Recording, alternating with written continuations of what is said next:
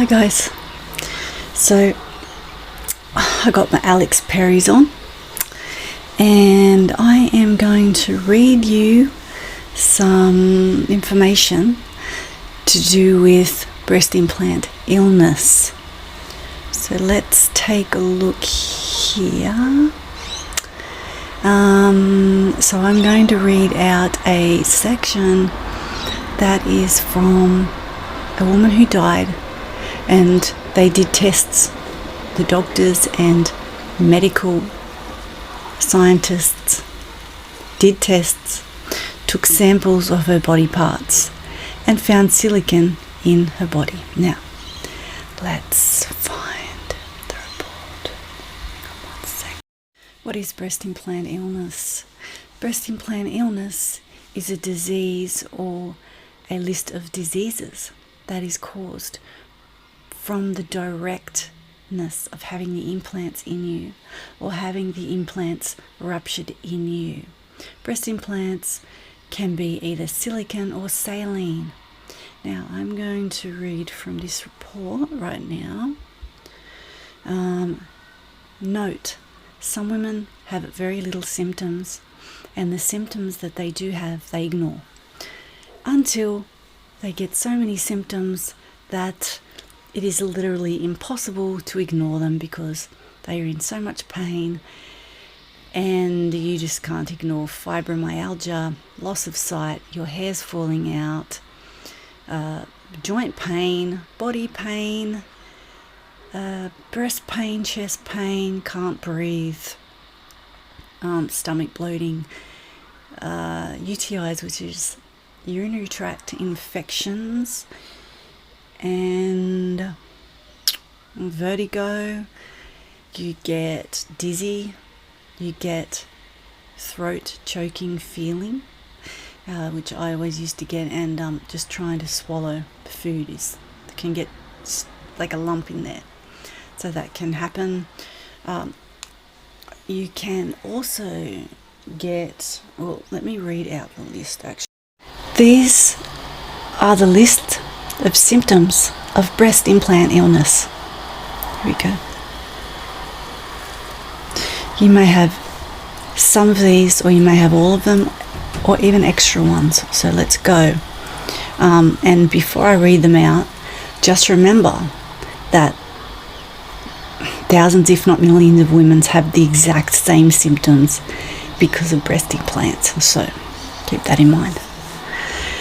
Anxiety, fatigue, panic attacks, joint pain, muscle pain, brain fog, insomnia, memory loss, vertigo, dizziness, dizzy spells, numb limbs, temperature intolerance, sensitivity to light, sensitivity to sound, ringing in the ears, hair loss, dry skin, thin skin, easily broken skin, slow to heal, sinus infections, teeth problems, reoccurring illness, severe fatigue, I think I already mentioned that, fever and chills, sweating, hot sweats, hot flushes, menopause, early menopause, candida, yeast infections such as tinea or thrush, skin rashes and lesions, choking feeling, as I've mentioned before, ringing in the ears, I said that, headaches, depression, decreased libido, depression, mood swings, sharp pains in the breast or around the body, sharp pains or any pains, and numbness can move around your body as well, food intolerances, allergies, weight gain, swollen tender lymph nodes, autoimmune conditions and symptoms, and a diagnosis such as fibromyalgia or Lyme disease or any of that type of thing, chronic fatigue syndrome symptoms, fibromyalgia symptoms, inflammation, which is really bloated up. In my case, I was super fit and I didn't have any fat whatsoever. I was toned up and muscly because I worked out all the time and ate very healthy. I got, within 2 weeks of my rupture and replacement, which they left the silicone inside me, I got cellulite everywhere and my body just bloated. So I remember I came home from the hospital and I had heart pains and leg pains, and I just felt really like I felt a real strong feeling of my soul and my body, as if your body had a voice, and it was saying, not in words, but it was like an energy that was saying it in words. It was weird, like, get this out of me, get this out of me, get this out of me, which meant the silicone that they left in me. And 6 years went on before I actually got the capsules out, because I had another botched surgery 2 years ago. Anyway, let's go on with the list. Don't get sidetracked. Although all of this is important because I'm bringing out awareness to teach you what breast implant illness is and what to do about it, how to recover from it, and that it is real and that you're not crazy. I was told by so many doctors that I'm crazy and that I should get a psychiatrist. I should get counselling. I need help. When I went to the hospital several times, actually, I was rushed to the hospital many times from the symptoms. Vertigo and urinary tract infections and body pain, heart pains, stuff like that. They thought I was having a heart attack. Crazy. And that many times, once I told them the list of symptoms, they were quick to look at me like a crazy person. So, heart palpitations, high or low blood pressure. In my case, I had high blood pressure, which was 180. I had an operation to remove my capsules 2 months ago. In that operation, I had my blood pressure tested the other day. It is 120. It's been 180 for years. And they didn't explain it. They couldn't explain it. As soon as I got these capsules and the silicone out, I'm back to 120. What can I say? That breeze is so beautiful. It's summer over here in Australia, and that breeze is cool, and it's just so nice. Let me get this up again. Oh, I've lost it. So, you are not alone, ladies. You are not alone. Let's see. Inflammation, irritable bowel or bladder, sort of loss of control of bowel and bladder as well. It's my case. A lot of urination, like 6 to 10 times a night for a couple of years. Horrible. Remembering that I never had any of this before I had implants. I was healthy. The only thing I ever had before it was when you get your periods, PMS stuff. PTSD, PMS stuff. It's not PTSD, is it? PMS. And it was really bad with me. But as soon as I started getting sick with breast implants, I started to get menopause, so my period was irregular, my hormones were crazy, my emotions, everything. Shortness of breath, night sweats. I'm going to add to this my own thing, and many women, and maybe you do too, have this, and I'll talk about this in a minute, is you get your hot flushes, but you're also getting,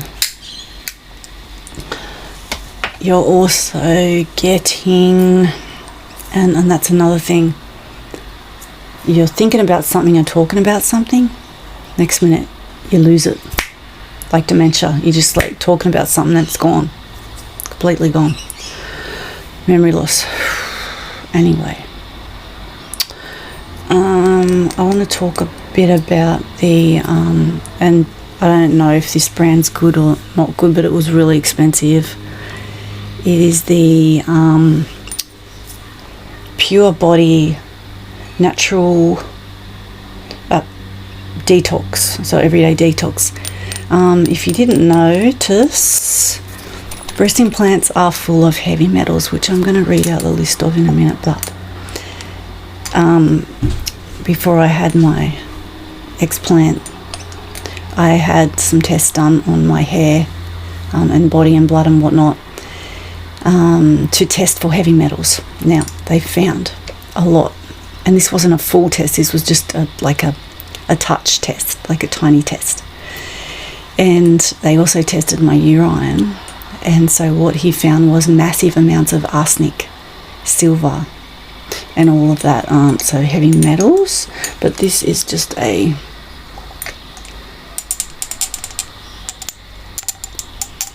do ASMR videos, so I'm just like, this isn't an ASMR video, but look.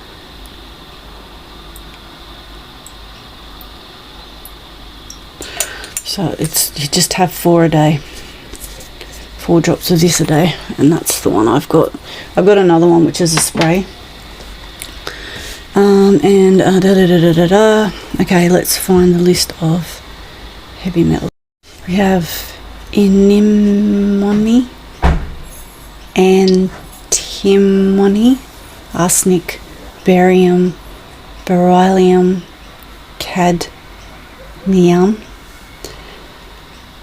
cobalt, copper, lead, magnesium, mercury, nickel, and molybdenum, magnesium, chromium.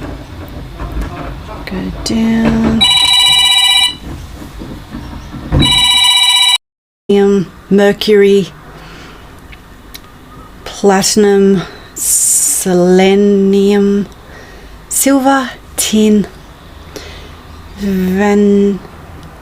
vanadium. Well, breast implants are made with heavy metals. Why? Why? Is my question. I'm questioning all of this. So I'm going to read it to you actually, the history of breast implants, just really briefly, just so you have like a bit of an explanation. Breast implants were banned in 1990, and then they put them back on the market because they're $1 trillion industry. That is why they keep selling them, and they keep on making women sick, and they don't care. So for instance, I rang up Mentor when I was at the worst of my symptoms, because what happens is the symptoms come slowly. In most women, they come really slowly, bit by bit, and then you get hit with one day, all of a sudden you've got like 30 or 50 or 100, like all in one day. It just hits you like that, like a train hitting you, and that's what happened to me.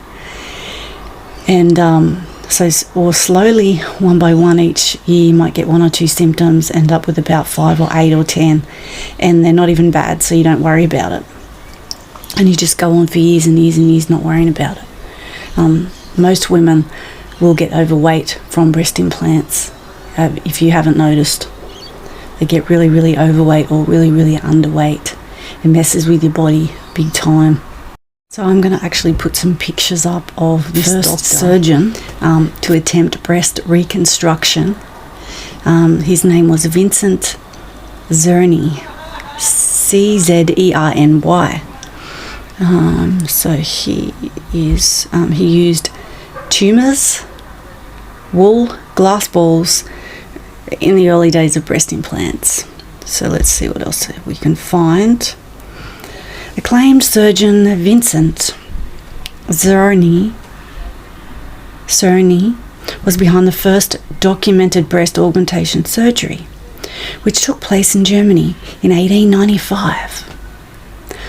Czerny operated on a 41-year-old singer who had just had a tumour removed from her left breast. The patient was concerned with her breasts, lopsided in appearance. So Czerny concluded that he could find a way to help her. So he wanted to help her. Like that is really good that he actually listened to her and wanted her to be happy. but he found another apple-sized fatty tumour in her lumbar region of her back. Or did he? Or was it just fat? He removed it and reinserted the tumour into her breast to fill the unwanted space. Crazy as it may seem, to replace a tumour with another tumour, the zone it used of actual body tissue was actually quite sophisticated and smart. At least in comparison to those who tried to imitate his landmark work. And I'll put some pictures up here of a lady. Crazy. With no apparent idea of where to start. With no apparent idea of where to start, at the first half of the 20th century saw Zernum mimicking doctors injecting everything from paraffin, glass balls, ivory to wool, sponges, and ox cartilage into women's breasts. Side effects from these botched surgeries were horrific, like they are still now, and ranged from infections to severe scarring to skin necrosis, pulmonary embolisms, granulisms, liver problems, comas, and even the ultimate side effect, death. And that's happening right now. Okay. Jane Mansfield. So Jane Mansfield was a bombshells and breast implants. I'll put a picture of her up. She was similar to Marilyn Monroe, and they messed with her. Behind all the painful experimentation was a desire. In the 1940s and 50s, the buxom bombshell was the ultimate symbol of sex and beauty. Oh, here we go. I've lost my place. Many women wanted to resemble icons like Marilyn Monroe and Jane Mansfield. And stuffed bras didn't always cut it. The busty look of Marilyn Monroe and Jane Russell really emphasised this curvy silhouette. The hourglass. Women's bodies are curved anyway and beautiful. Got women thinking about augmenting their breasts. At this time, medical science had yet to perfect the breast augmentation process, but this didn't stop the doctors from performing the operations. Some surgeons tried inserting different kinds of sponge implants into women's breasts, but these dried up and hardened in a matter of weeks, causing inflammation, more infection, and cancer.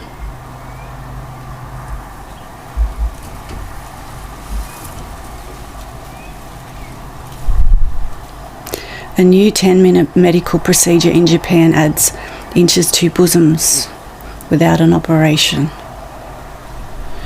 Oh my god, okay. What else have we got here? Wait. Now we're going to go on to the first human that was used with breast implants that were silicone. In 1962, Timmy Jean Linson became the first human to receive silicone implants. The Texas factory worker, a mother of 6, said she was never in the market for such a surgery. In fact, she just wanted to get a tattoo removed from her breast when she went into the office.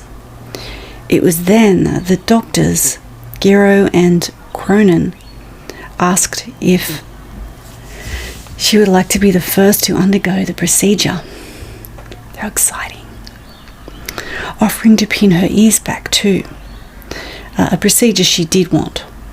to help sweeten the deal of agreeing to the implants. She was a little bit dubious, obviously. So Dr. Giro told me there were, I apologise, I have dyslexia on top of breast implant illness, so just give me a minute. Dr. Giro told me there were any risks. I didn't listen. If he did, she didn't listen. Lindsay told the BBC, when I came round from the anaesthetic, it felt like an elephant was sitting on my chest. But when they took off the bandages after 10 days, my breast looked beautiful. Don't we all remember those days? I remember that, waking up, seeing them and feeling them. I felt on top of the world. It was unreal. It was a good feeling. All the young doctors were standing around to look at the masterpiece. Silicone implants continued to be used for some time, with saline implants arriving in the tail end of the 60s. These were a heavier implant with a audible sloshing sound. But they improved over the years as different coverings and formulas were created to prevent deflation and rupture, which they haven't done a very good job, right? Unbelievable. In 1976, the FDA finally amended the Medical Devices Amendment that would regulate the safety of medical apparatus. Since silicone breast implants had already been used for 15 years, they were the grandfather in. Under the amendment, though, if asked, implant manufacturers would provide data in the safety and effectiveness of their products. In 1988, silicone implants were reclassified into the classified 3 category, which meant in order to stay on the market, their safety had to be proven, which I think was faked. I reckon it was faked, because when I looked up how they actually tested them, I found they had them in rats for like 3 weeks or something like that to test it, and then they wrote it down like, yeah, nothing happened. Crazy. And they show the picture of the rats with the implants in their backs.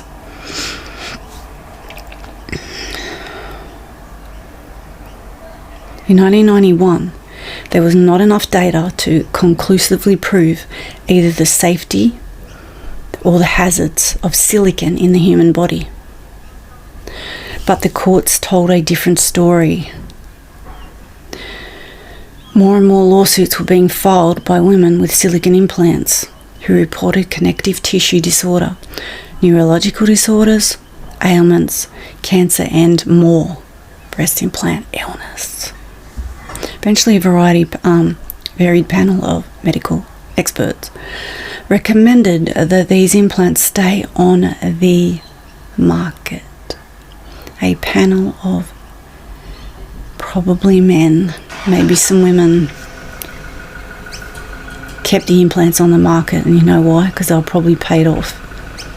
That's my guess. What these things have done to me makes me rage in anger to know how they have ruined my life and many other women, millions of women, and killed them and given them cancer. With silicone implants all but banned. Oh, hang on, I think I've missed a bit. Yeah. Market only for extreme breast reconstruction purposes, and with the greater emphasis placed on warnings and safety. With silicone implants almost banned, Dow Corning, along with a few other manufacturers, left the silicone implants businesses in 1992. Filling the void, saline implants made a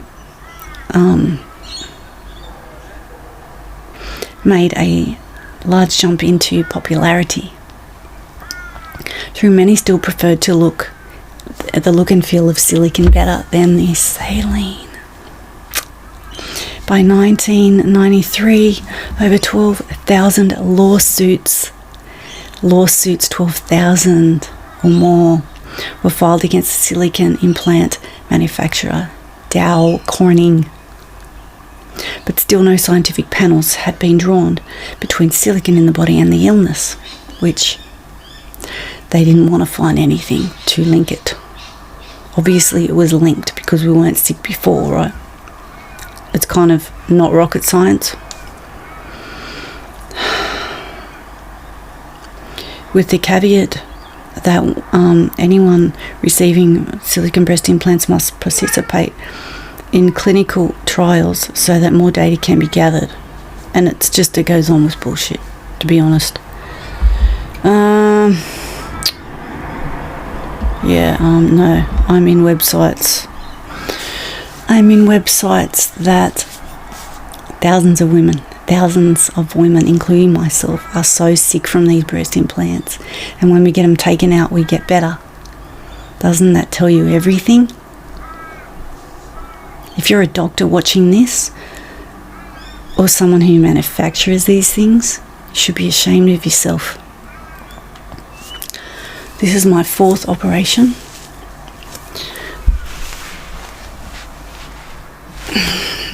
Cut open, sewn together, cut open, sewn together. Feeling sick, in pain, loss of vision, loss of hair, wearing a wig. I look really great in this wig though, to be honest. But still, I never had to wear a wig before. And my hair won't grow. So my body's immune system, and also I have fibromyalgia, joint pain, tiredness, weakness, numbness, you name it. We all know what it does. So if you are anyone who has anything to do with okaying these and saying, you'll probably say something like, these women are crazy, they're just making it up. Okay, why would we make it up? Why would we pay thousands of dollars? In fact, $50,000 I've paid altogether, and not my money, borrowed. Cannot work anyway because I'm too sick. So therefore, these breast implants have ruined my life. I can't exercise, I can't dance, I can't do anything I want to do. I can barely get out of bed. I can barely think or talk. It's just an endless thing of symptoms. Unbelievable. If you've got breast implants and you are sick in any way whatsoever, I recommend you get them removed and the capsules removed. Give yourself a couple of months or a year to see if you get better. You can always get them back in, but I don't recommend it. And no implant is safe. None. Not one iota of implants is safe. The gummy bears, they say, are safe, and the saline. Well, I've read so many stories and watched videos on women who have had those, and they are just as sick as the women who have the normal silicone, runny silicone, which I had. Mentor. And I spoke to the mentor, Linda, her name was, I think. She works for Mentor, and I called them and I was telling her about how sick I was, and she listened for a whole hour on how sick I was. She goes, at the end of it, she says, you know what, I can't give you any warranty. I can't give you $2,000 for warranty or guarantee because you didn't get them done in Australia. I had them done in Thailand, which most women do get them done there, but they were Mentor, so she was full of shit. So anyway, I'm just going to keep on bringing this stuff out and sharing my story because it has been hell, and I am better with some things, but let's see how we go in time. So bye for now, guys.